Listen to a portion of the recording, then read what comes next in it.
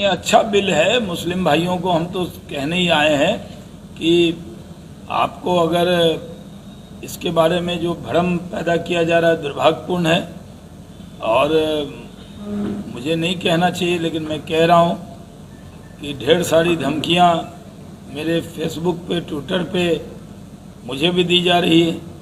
मैं उनकी धमकी से डरने वाला नहीं हूँ और उनकी गालियों से मुझे पर कोई असर होता नहीं है।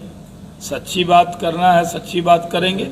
सीए पे मैं चीख चीख के कह रहा था कि ये बिल जो है वो मुसलमानों के अहित में नहीं है, लेकिन कितना बड़ा धरना हुआ देश भर में, समस्तीपुर में भी हुआ।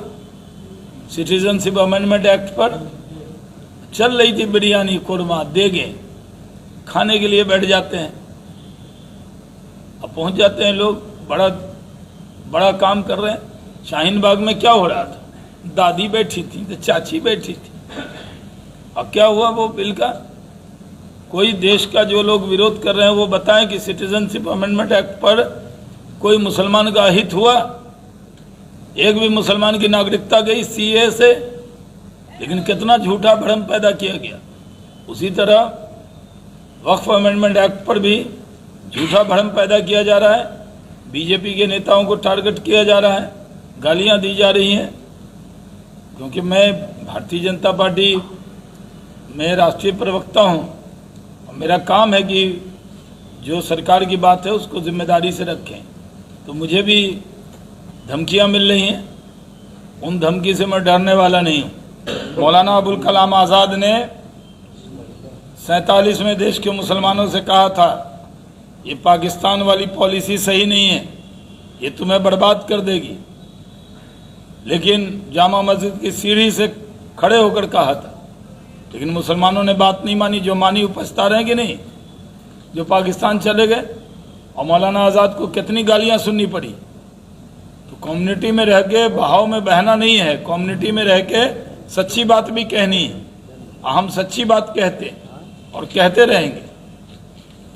कृषि बिल भी लाया गया था, उस समय भी आपकी सरकार, आप लोग कह रहे थे कि किसानों के लिए बेहतर है। फिर आखिर जब इसका आंदोलन हुआ तो आपको वापस क्यों लेना पड़ गया, जब अच्छा बिल था? अच्छा बिल था, लेकिन हम किसानों को समझा नहीं पाए तो वापस ले लिया। लोकतंत्र में यही तो है, जो लोग चाहते हैं वो हम करते हैं।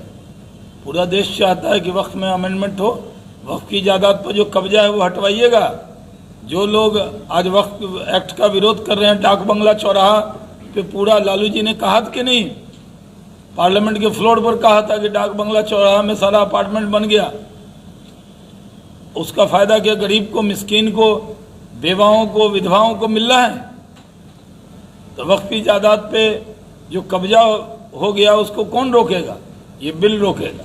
ये मुस्लिम भाइयों के हित में है ये बिल।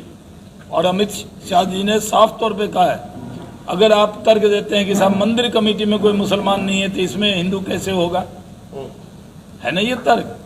तो हम लोग कह रहे हैं मस्जिद कमेटी में नॉन मुस्लिम डाल लें क्या? कोई मस्जिद कमेटी, दरगाह कमेटी, वक्फ की जो भी कमेटी है, कब्रिस्तान कमेटी, उसमें गैर मुस्लिम नहीं होगा तो मंदिर कमेटी में भी मुस्लिम नहीं होगा। लेकिन ये जो बोर्ड है जो नाजायज़ कब्जे को रोकेगा, अन चीज़ों को रोकेगा, इसमें क्यों नहीं होंगे? इसमें अधिकारी भी रहते हैं, पहले से नॉन मुस्लिम रहते हैं। ये भ्रम पैदा किया जा रहा है कि इसमें नॉन मुस्लिम नहीं रहते, पहले भी रहते हैं। यार विधानसभा चुनाव में तो जो एनडीए का वोट है वो तो और बढ़ने ही वाला है। असर क्या होगा? असर तो बढ़ेगा, वोट, यही असर होने वाला है।